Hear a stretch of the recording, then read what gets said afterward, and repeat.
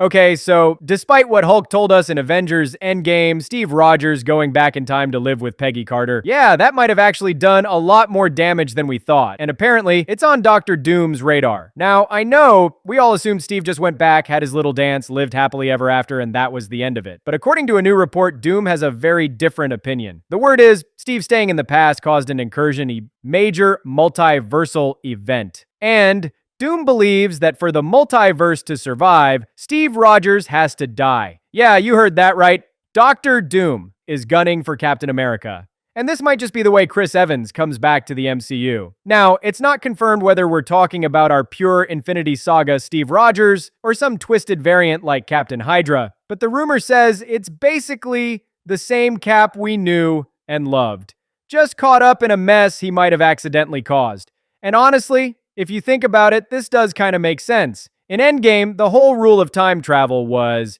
you can't change your own past. You only create branch timelines. So theoretically, Steve's little detour should have been pruned by the TVA. But here's the thing. Loki Season 1 never said Steve staying in the past was supposed to happen. That was left open, which means Marvel can totally slide in and say, yeah, Steve broke the rules, and that's where Doom comes in. And remember, Bruce Banner didn't even figure out time travel. He needed Tony Stark. So maybe the Avengers didn't really understand the full consequences of what Steve did. The Russos can easily retcon this and make it fit into Avengers Doomsday. Here's where it gets spicy. The story floating around is that Doom is actually going to be a hero at first. He's on a mission to save the multiverse from collapsing, hunting down people who've caused incursions, people like Steve Rogers and, Doctor Strange. And that actually lines up with the comics, and specifically the Time Runs Out storyline, which leads into Secret Wars. In the comics, Doom teams up with Molecule Man to hunt down other versions of Molecule Man across the multiverse because the Beyonders basically turned them into walking time bombs. But here's where the MCU twist comes in. Instead of Molecule Man, the bombs are replaced with characters we already know. So instead of Doom killing a bunch of random characters we've never met, he's targeting heroes we've grown attached to.